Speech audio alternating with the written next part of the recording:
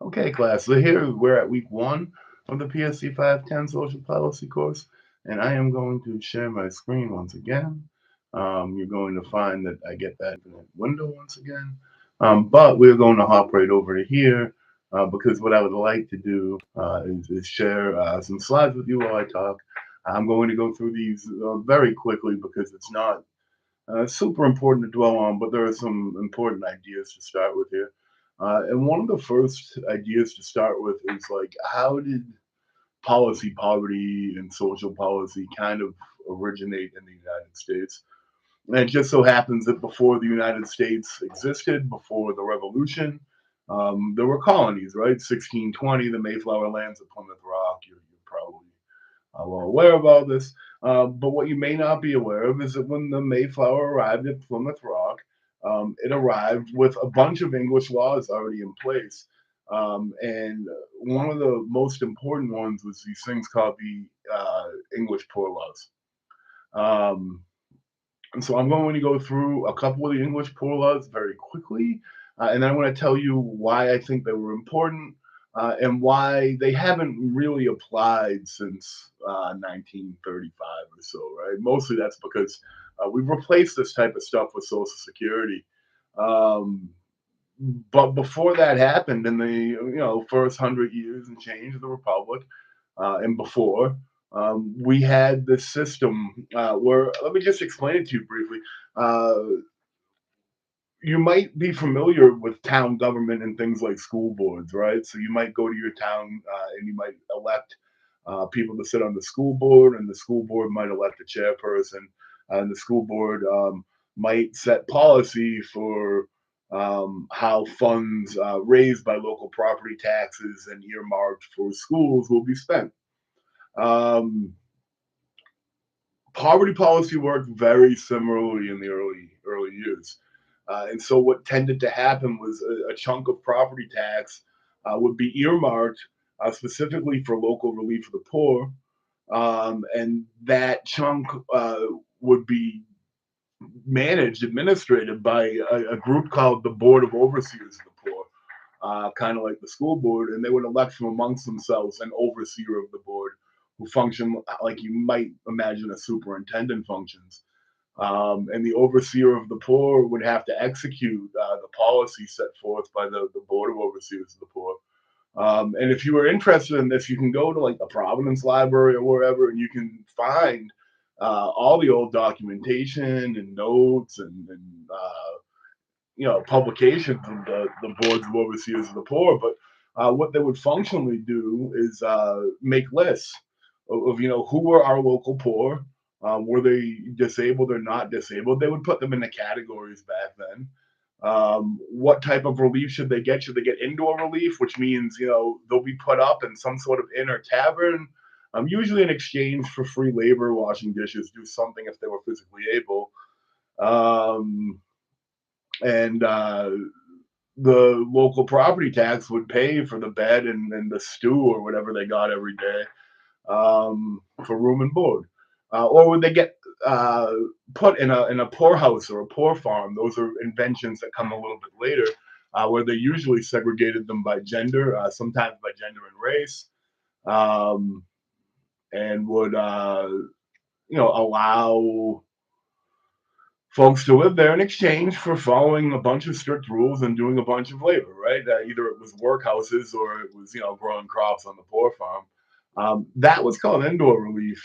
There was also something called outdoor relief, where some basic food and maybe modicum of money would be given to folks who either did not want to or were not suitable for putting up indoors.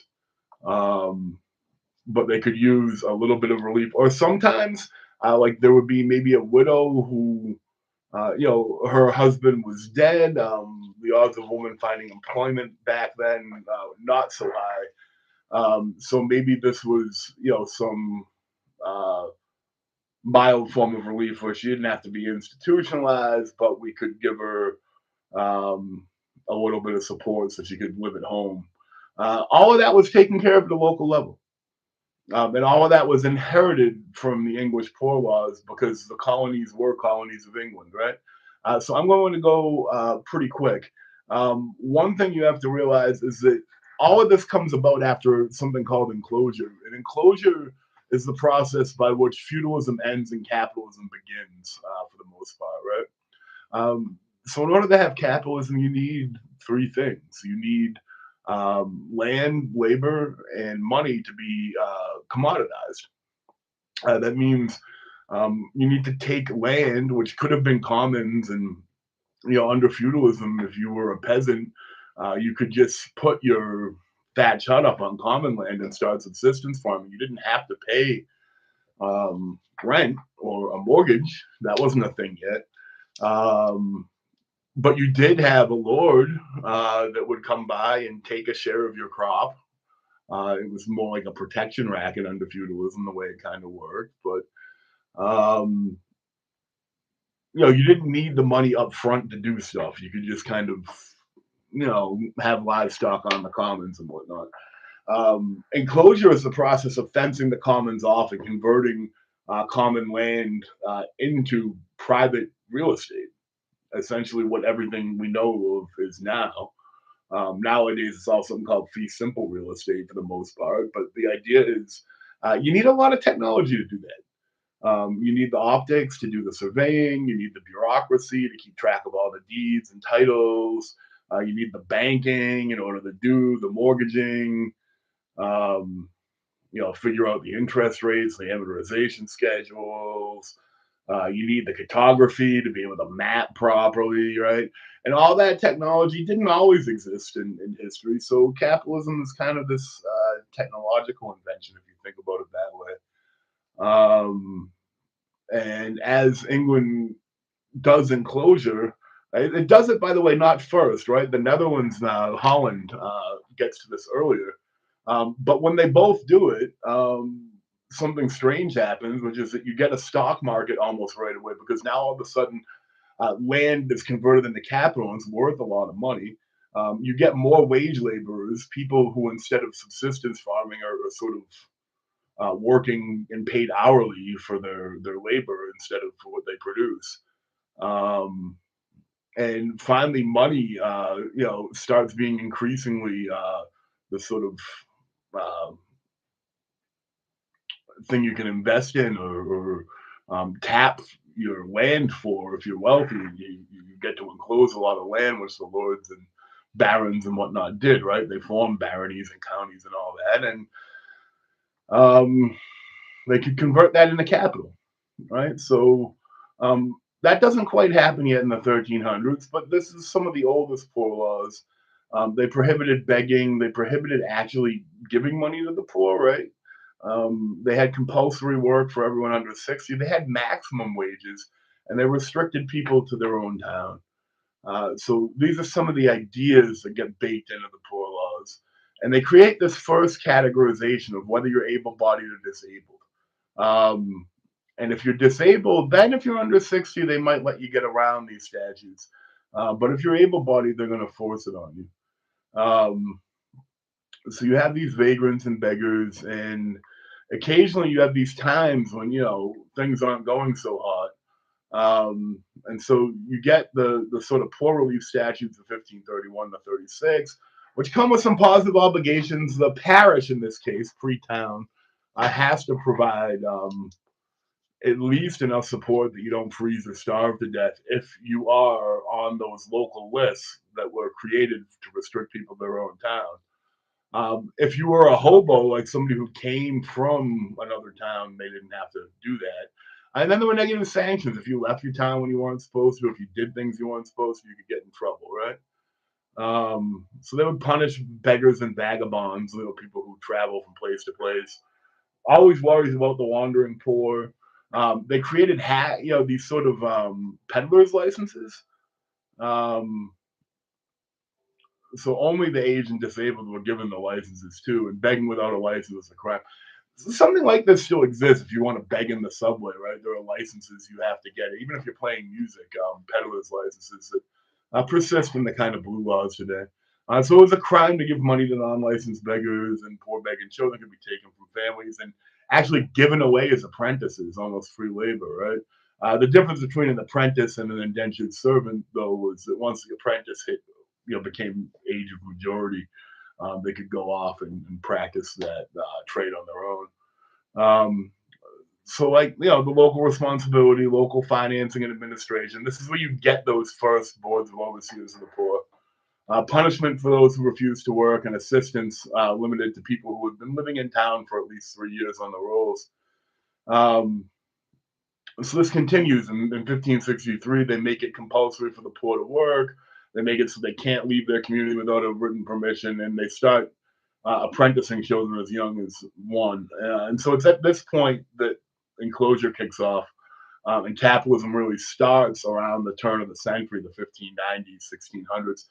That's when you get your first stock exchange in London, right? That's when you get um, a lot of really interesting changes occur. And it's the first time you can kind of buy a plot of land sight unseen at an office with paper. And you could start to buy land even across the ocean, right? And so this is kind of important because people forget that the Pilgrims themselves were over in Leiden, the Netherlands. That's where their congregation came from, even if they were originally a people from East Anglia and England. And when enclosure happened and there was no more free land and no more commons, um, if you didn't have a lot of money to go out and buy stuff, then like investing in a boat trip, as crazy as that sounds, where you potentially could colonize somewhere for free again, seems like maybe a smart move, right? And so it's this time they're starting to plan that thing, 1610s and whatnot, to get here for 1620. Um, so they removed all of the old peasants off the commons, right? And they fenced them off so they could sell them. And this is how the lords raised a ton of money. So this formalized the state responsibility, because one of the things about pushing all of those peasants off the commons is that all of those peasants had to go somewhere, and since they couldn't go to the countryside or farm anymore, they all ended up in cities and town centers, congregating homeless, and they had to do something with that. And so the workhouses and whatnot, and eventually this leads to more urbanization and something approaching proto-industrialization. But the important thing for our purpose is it divided people into four groups: needy neighbors who could not work, needy neighbors who could work, needy strangers who could not work, and needy strangers who could work. And the only help was for that first group. If they categorized you into one of the other groups, you pretty much got punished, um, or forced to work, or forced out of town, right? So these groups, we still have words like hobo and vagabond that are different than pauper, right? And that are different from categorizations they had at the time, like idiot, imbecile, which um, sound like rude things to say today, but at the time there was sort of shorthand for folks with mental disabilities, and folks with physical disabilities. They might say crippled or something like that, but they put people into these categories that would put them into one of these four buckets. And these three buckets were the punishment bucket, and this was the only help bucket you could be in. So I want to show you some of these. This is a poor rate summons, right? This is somebody who didn't pay their property tax to cover the poor, so they're being summoned to pay it. This is a poor rate settlement document. This is someone who did pay it, and they're acknowledging that you know this has all been appropriate. This is somebody who was removed off the list, and the overseers of the poor are explaining what's going on there. And of course, like I said, this all comes over to the colonies, right? So we're not going to talk about this anymore. But the important thing to realize is that two things are a little bit different in the colonies. One, in the southern colonies, slavery. There's a bit of it in the northern colonies. It's much more important and central to what the southern colonies, so from Maryland, Delaware down, do. And that is different than what's going on in England.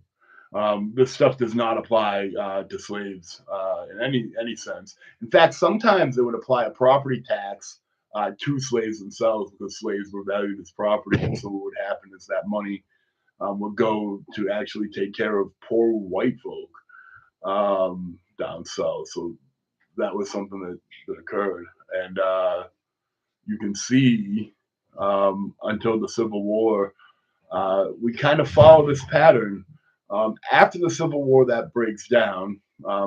But you can see some George Washington, Thomas Jefferson, people discussing it. You can see the pens and how all this stuff went. Uh, as it breaks down, we get this outdoor relief and indoor relief split, the same as we had in the Elizabethan Poor Laws. And in 1834, you get these big reforms in England, and in the 1830s and 40s, America starts reforming too. You get this real laissez-faire attitude. You get this attitude like actually we're hurting the poor by helping them by giving them some money because it's turning them more lazy and more immoral, and they're spending it on booze or drink or whatever. So it gets stigmatized, and they start to institutionalize poor relief. They, create more of these poorhouses and poor farms. Um, they start sometimes just imprisoning folk, um, or putting other folk in asylums if you were in another bucket or category. The system of asylums, really starts breaking out at that point. In fact, under Franklin Pierce, a few years later, there's a Dorothea Dix bill that would have created sort of a asylum system, much like land grant universities, like URI, that would have been in every state. They would have sold off Western land to create that, but he vetoed the bill. Um, so as we get to the Civil War, these type of things are common.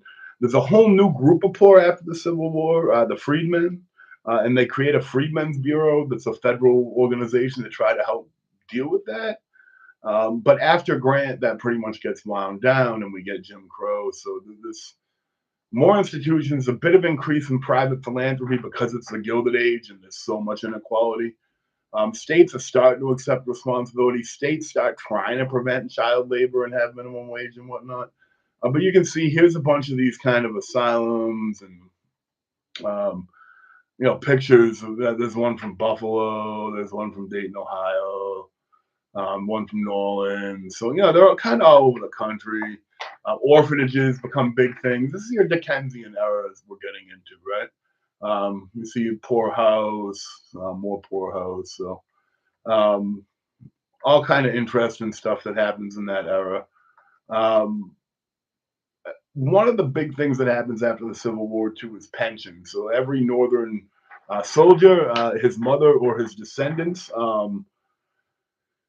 got a war pension, and those lasted a very long time, right? Because if your children got it and they were young in 1860, they might have lived, straight until World War II, um, without it being too wacky, right? And they might have lived even later than that. So um, the Civil War pensions were really carrying a lot of families. Obviously, Southern soldiers didn't get them, but once they really started winding down in the 30s, it coincided with the Great Depression, which you can see here. And these bread lines started getting crazy. So Franklin Roosevelt decides to not take the laissez-faire approach and do something about it. So they create Social Security. He goes for unemployment compensation too, to push child labor laws, to push the first kind of formal welfare, aid to families with dependent children, um, and also to push things like 40-hour work week with overtime, and like I said, minimum wages. So there's this big federal effort to address poverty. Some of it's because this stuff gets pioneered in Prussia, along with the K-12 education system and whatnot, and seems to be making them strong. So there's a lot of policy push um, in the United States to match. So here's some early Social Security pictures, some folks signing up for the first unemployment insurance. Um, you can see, age of families with dependent children. This is an Iowa family on federal leave in 1936. So that's going to eventually evolve into the 1965 amendments, where you get Medicare, Medicaid, and food stamps. These are kind of the three big things that expand Social Security too. Um, and that kind of hits its peak in 1969, and from there, um, that's kind of as far as it's gone. We've actually sort of made things a little bit less generous, increased the retirement age, and ended AFDC and cut back on a lot of this stuff since. So we're going to talk a lot more about it, but that's it in brief. So it's a long one for the first week. They'll be shorter after this, but I hope you enjoyed the guidance, and we will talk again next week.